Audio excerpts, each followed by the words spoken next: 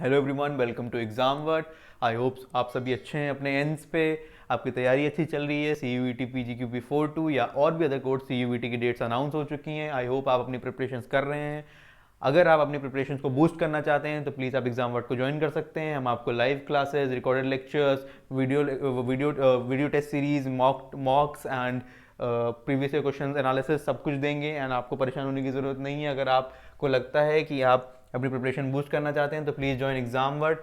सी U E T P G Q P 4-2 का एक course चल रहा है जिसमें मैं और ईशान सर पढ़ा रहे हैं। Ishan sir is on western political philosophy. I am teaching Indian government and politics and comparative government. Also नया बैच स्टार्ट होने वाला है 21 फरवरी को। सो ये बात मत भूलिएगा। अगर आप बूस्ट करना चाहते हैं अपनी प्रिपरेशन, प्लीज़ ज्वाइन। एंड आज आपके सभी के लिए हम लेकर आए हैं कुछ फंडामेंटल अमेंडमेंट्स जो बहुत इंपॉर्टेंट हैं, एग्जाम में पूछे जाते हैं, इंडियन गवर्नमेंट एंड पॉलिटिक्स से हैं। C U T P G Q P 4-2 paper code ये है, political science. Also my name is Ayush. I have cracked JNU and DUET as well. So I am currently enrolled in JNU PISM course. So बिना किसी देरी के हम आगे बढ़ते हैं एंड स्टार्ट करते हैं फर्स्ट अमेंडमेंट एक्ट से। तो फर्स्ट अमेंडमेंट एक्ट बहुत इंपॉर्टेंट है। फर्स्ट अमेंडमेंट एक्ट कब आया था ये बात आपको ध्यान रखनी होगी। 1951-52 में जब पहले जनरल इलेक्शंस हुए थे, यानी नेहरू जी की गवर्नमेंट यानी इंडियन नेशनल कांग्रेस जब आई थी, तो फर्स्ट अमेंडमेंट एक्ट को लेके आए थे नेहरू जी या नेहरू जी की गवर्नमेंट, आप जो भी कहना चाहे, बात एक ही है। 1951 में, इस बात को ध्यान रखिएगा। आपको बस कीवर्ड्स याद रखने हैं, मतलब आपको एकदम डिटेल नहीं पता होनी चाहिए। मतलब हर अमेंडमेंट एक्ट में बहुत सारी डिटेल्स होती हैं, फर्स्ट में जितनी लिख रखी हैं उससे भी ज़्यादा डिटेल्स होती हैं, बट कीवर्ड जो आपको इंपॉर्टेंटली याद रखने हैं। आया कब था फर्स्ट अमेंडमेंट एक्ट? 1951, पहली चीज। दूसरी, added 9th schedule to protect the land reform and other laws included in from the judicial review. अब देखिए, ध्यान रखने वाली बात यह है कि जब हमारा कॉन्स्टिट्यूशन बनाया गया था कितने शेड्यूल्स थे? 8। कितने पार्ट्स में डिवाइडेड था? 22।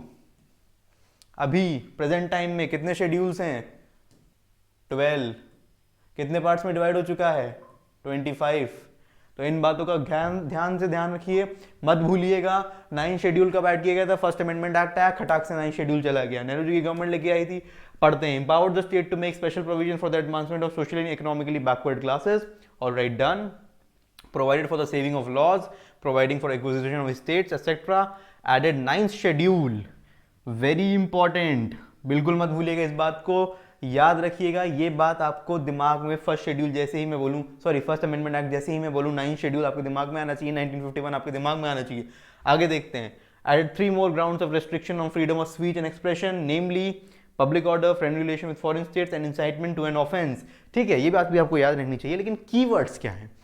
1951, 9th शेड्यूल, याद रहेगा? ठीक है, आगे बढ़ते हैं। फर्स्ट अमेंडमेंट एक्ट के बाद हम पढ़ेंगे 61st amendment act. Rajiv Gandhi ji की गवर्नमेंट के टाइम पे आया था 1989 में। आपको ये याद होना चाहिए कि कब आया था 61st amendment act. Very important act because it reduce the voting age from 21 years to 18 years for the Lok Sabha and state legislative assembly elections. क्या ध्यान रखने वाली बात है? पहले वोटिंग एज क्या थी? Minimum 21 years. अभी क्या है? 18 ईयर्स। किस अमेंडमेंट एक्ट से आई थी? 61st amendment act 1989, 21 to 18। ये कीवर्ड्स याद होने चाहिए, मत भूलिएगा। किसी भी हाल में ये क्वेश्चन आए तो सही होना चाहिए। ऑलराइट, आगे बढ़ते हैं। 73rd amendment. अब जानने वाली बात यह है कि 73rd एंड 74th एक साथ नाम लिया जाता है क्योंकि ये बहुत ज्यादा कनेक्टेड हैं। ऑलराइट, एक चीज मैं आपको बताना चाहूंगा कि 73rd अमेंडमेंट एक्ट ने 11th शेड्यूल ऐड किया था हमारे कॉन्स्टिट्यूशन में, और अभी हम जब आगे पढ़ेंगे 74th अमेंडमेंट एक्ट तो उसने 12th शेड्यूल ऐड किया था। 9th मैंने बता दिया, 11th मैंने बता दिया, 12th मैंने बता दिया। 10th शेड्यूल कहां से आया था? 52nd अमेंडमेंट एक्ट, ये भी याद कर लीजिए।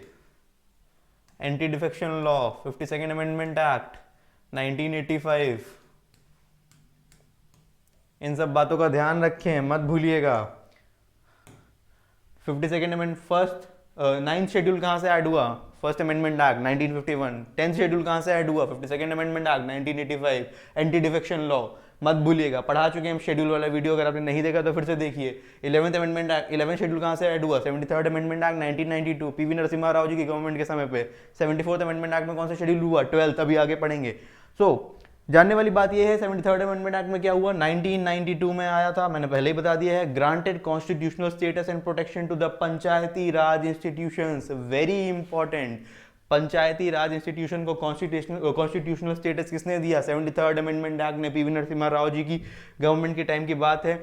बहुत सारी गवर्नमेंट ने पहले भी ट्राई किया था, 1960 1950 में कोशिश करी जा रही थी, पर वो सक्सेसफुल नहीं हुई। बट फाइनली ये चीज़ सक्सेसफुल हुई 1992 में जाके। एक नया अमेंडमेंट एक नया पार्ट ऐड किया है जिसे बोलते हैं पार्ट 9 हमारे कॉन्स्टिट्यूशन में, जैसे इंटाइटल किया गया the panchayat and a new 11 schedule, जो मैं आपको पहले से ही बता चुका हूँ। तो एक नया पार्ट ऐड किया है पार्ट 9। अब पार्ट 9 को आप एक दिमाग में याद रखिए, मतलब 73rd amendment act 11 schedule add हुआ 1992, पार्ट 9 पंचायती राज इंस्टीट्यूशन, या जिसे रूरल लोकल बॉडीज भी कहते हैं। दोनों तरह से क्वेश्चन आ सकता है, तो प्लीज आप सभी इन बातों का ध्यान रखें। छोटी छोटी चीजें हैं, सीयूईटी में गलत करके मत आइएगा, ऑब्जेक्टिवली याद रखना है। रूरल लोकल बॉडीज, पंचायती राज, पार्ट 9 11 शेड्यूल। ठीक है, आगे बढ़ते हैं। 74th अमेंडमेंट एक्ट, ये 73rd और 74th एक साथ आए थे 1992 में। ये बात याद रखिएगा। Constitutional status and protection to the urban local bodies, या जिसे हम म्यूनिसिपैलिटीज, म्यूनिसिपल कॉर्पोरेशन भी कहते हैं। इन बातों का ध्यान रखिए, दोनों एक साथ आए थे। बेसिकली 74th अमेंडमेंट एक्ट एक मिरर इमेज था 73rd अमेंडमेंट एक्ट का, क्योंकि जो चीज रूरल लोकल बॉडीज में अप्लाई करी गई थी काफी हद तक सिमिलैरिटीज थी 74th अमेंडमेंट एक्ट में। बस ध्यान देने वाली बात यह है कि पार्ट 9A है, यहाँ पे पार्ट 9 है 73rd अमेंडमेंट एक्ट में, पार्ट 9A है 74th अमेंडमेंट एक्ट में। ये बातें याद रखिएगा। Municipalities new 12th schedule add किया गया था, ये बात भी मैंने आपको बता दी है। तो अगर आपको छोटी सी जानकारी में एक समराइज कर दूं, पहले 8 शेड्यूल्स हुआ करते थे इंडिपेंडेंस के टाइम। 9th कहाँ से ऐड हुआ, फर्स्ट अमेंडमेंट एक्ट। 10th कहाँ से ऐड हुआ, 52nd अमेंडमेंट एक्ट। 11th कहाँ से ऐड हुआ, 73rd अमेंडमेंट एक्ट, अभी पढ़ा हमने। 12th कहाँ से ऐड हुआ, 74th अमेंडमेंट एक्ट। मत भूलिएगा किसी भी हाल में, याद रखिएगा, आपकी जिम्मेदारी है। हमने पढ़ा दिया, आपने रिवाइज नहीं किया, फिर आप हमसे बोलेंगे कि आयुष आपने बताया नहीं। बताया था। चलिए आगे बढ़ते हैं, ठीक है। 42nd amendment act, very important act 1976। मत भूलिएगा, इस अमेंडमेंट एक्ट में इतना मेजर अमेंडमेंट एक्ट था कि इसको मिनी कॉन्स्टिट्यूशन भी कहा जाता है। इतने सारे अमेंडमेंट ला दिए गए थे। इंदिरा गांधी जी के समय के बात है ये, उनकी गवर्नमेंट के टाइम पे 42nd अमेंडमेंट एक्ट आया था 1976 में। इतने सारे अमेंडमेंट्स लाए गए थे कि इसे मिनी कॉन्स्टिट्यूशन भी कहा जाता है। हालांकि 2 साल बाद 1978 में जनता दल की गवर्नमेंट थी, जब मोरारजी देसाई प्राइम मिनिस्टर थे, तब काफ़ी एक 44th अमेंडमेंट एक्ट लाया गया था, जिससे काफ़ी सारी चीज़ें नलीफाई कर दी गई थी। लेकिन फिलहाल 42nd अमेंडमेंट एक्ट में 1976 में, याद रखिए, मिनी कॉन्स्टिट्यूशन कहते हैं। स्वर्ण सिंह कमेटी के रिकमेंडेशन पे, बहुत सारी रिकमेंडेशन पे अमेंडमेंट्स लाए गए थे इस बात में। ये बात याद रखिएगा, स्वर्ण Singh committee, 42nd amendment act 1976, मत भूलिएगा। मिनी कॉन्स्टिट्यूशन या कॉन्स्टिट्यूशन एक्ट भी कई बार कह दिया जाता है, ये बात मत भूलिएगा। ऑलराइट, अब ध्यान देने वाली बात यह है कि प्रियम्बल अभी तक, जब से हमारा कॉन्स्टिट्यूशन कंस्ट्रक्ट किया गया है, तब से सिर्फ एक बार अमेंड किया गया है, और वो था 42nd अमेंडमेंट एक्ट। तो भाई याद कर लीजिए, प्रियम्बल कब अमेंड किया गया है, सिर्फ एक बार 42nd अमेंडमेंट एक्ट में। क्या अमेंड किया गया था, 3 नए वर्ड्स इंट्रोड्यूस किए गए थे, सोशलिस्ट, सेक्युलर एंड इंटीग्रिटी। इनका क्या मतलब होता है, ढूंढ के आइए, बहुत इंपॉर्टेंट नहीं है सब्जेक्टिवली, लेकिन आपको पता होगा तो बहुत अच्छी बात है। ऑलराइट, तो 3 नए वर्ड्स ऐड किए गए थे। क्या ऐड किए गए थे ये याद होना चाहिए, SSI, सोशलिस्ट, सेक्युलर, इंटीग्रिटी, ये पूछा जाता है, ठीक है। इसमें कंफ्यूज मत हो जाएगा, ऑब्जेक्टिव क्वेश्चन आता है भाई। लेकिन आपको ये पता होना चाहिए कि प्रियम्बल में ऐड किए गए थे 3 वर्ड्स, और एक बार ही अमेंड किया गया प्रियम्बल अभी तक, वो था 42nd अमेंडमेंट एक्ट या 1976 में, ठीक है भाई, हो गया। अच्छा हाँ, very important, fundamental duties add करी गई भाई, पार्ट 4A डाला गया। फंडामेंटल ड्यूटीज कहाँ से इंस्पायर्ड हैं, यूएसएसआर के कॉन्स्टिट्यूशन से, पता होना चाहिए भाई ये सब चीज़ें। Made the president bound by the advice of the cabinet, ठीक है, कुछ ज़्यादा इंपॉर्टेंट नहीं है। Made the constitutional amendment beyond judicial scrutiny, ठीक है। curtail the power of judicial review, this raise the tenure of, हाँ ये इंपॉर्टेंट है, raise the tenure of लोक सभा and state legislative assembly from 5 to 6 years। Tenure को 5 से 6 साल बढ़ा दिया गया, आई मीन 5 से 6 साल ईंधन 1 साल बढ़ा दिया गया। पहले 5 साल हुआ करता था लोकसभा का टेन्योर 6 साल कर दिया गया, स्टेट लेजिस्लेटिव असेंबली का भी करा गया था।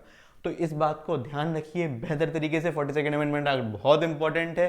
ऑल दो 44th अमेंडमेंट एक्ट जो 1978 में आया था, मोरारजी देसाई जब पीएम थे तो उसने काफ़ी चीज़ें इसे नलीफाई कर दी गई थी, लेकिन प्रियम्बल वाली चीज़ सेम थी। मतलब प्रियम्बल को वापस चेंज नहीं किया गया कि सोशलिस्ट सेक्युलर इंटीग्रिटी ऐड कर दिया गया उसके बाद वापस ही चेंज कर दिया, ना, प्रियम्बल वही था। ये 5 to 6 ईयर्स को भी नलीफाई कर दिया था, फिर से 5 साल पे ले आए थे। तो देखते हैं, थोड़ा सा 44th अमेंडमेंट एक्ट भी पढ़ लेते हैं, ठीक है। 44th अमेंडमेंट एक्ट आया कब है? 1978, ठीक है। To nullify the amendments made by 42nd amendment act 1976, 10 बार बताया मैंने। It reverse the provision made by 42nd amendment act and allowed the government to amend the constitution on its wish by article 368, important, remove the right to property from the list of fundamental rights and made it a legal right. ये बहुत important है, please याद रखिए। Right to property पहले एक fundamental right होता था, पहले फंडामेंटल राइट कितने थे? 7। इस अमेंडमेंट एक्ट के बाद कितने हो गए? 6। पहले राइट टू प्रॉपर्टी को हटा के एक लीगल राइट बना दिया गया, आर्टिकल 300 है या कुछ है, ढूंढ के आइए। राइट टू प्रॉपर्टी को हटा दिया गया, ये बहुत इंपॉर्टेंट है। कई बार क्वेश्चन आता है कि राइट टू प्रॉपर्टी को किस अमेंडमेंट एक्ट के थ्रू हटाया गया या कब हटाया गया, तो 1978 अमेंडमेंट एक्ट पूछा गया, तो 44th। प्लीज इस बात को ध्यान रखिए। Previously the ground for declaration, हाँ वेरी इंपॉर्टेंट, ये पॉइंट भी आप ध्यान रखिएगा। पहले ground for declaration of national emergency था external aggression and internal disturbances, but जिसके आधार पे इमरजेंसी लगाना थोड़ा आसान था।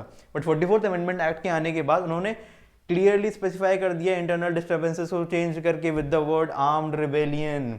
अगर आर्म्ड रिबेलियन है तभी भाई नेशनल इमरजेंसी लगाई जा सकती है, तो इन सब बातों का ध्यान रखें। और भी है 44th अमेंडमेंट एक्ट में कुछ, आगे पढ़ते हैं। Empowered the president to send back once the advice of the cabinet, ठीक है। ऑल्दो एक बार वो वापस भेज सकते हैं, लेकिन पहले तो यही नहीं था। तो ये चीज 44th अमेंडमेंट एक्ट में वापस लेके आई कि empowered the president to send back once the advice of cabinet for reconsideration, but the reconsideration advice is binding. Although binding है, बट एक बार रिकंसिडरेशन तो भेज सकते हैं भाई, ये भी इंपॉर्टेंट बात है। Restore the Supreme Court High Court jurisdiction, ठीक है, आप पढ़ लीजिएगा। Restore the original term of Lok Sabha and state legislative assembly, that is 5 years। 5 से 6 साल किसने करा? 42nd amendment act, Indira Gandhi ji की गवर्नमेंट। वापस 5 साल किसने किया?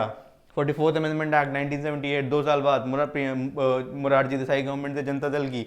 Provided that the fundamental rights guaranteed by Articles 20 and 21 cannot be suspended during a national emergency. Very important. कौन से आर्टिकल्स सस्पेंड हम नहीं कर सकते हैं during national emergency? Article fundamental right article 20 and 21।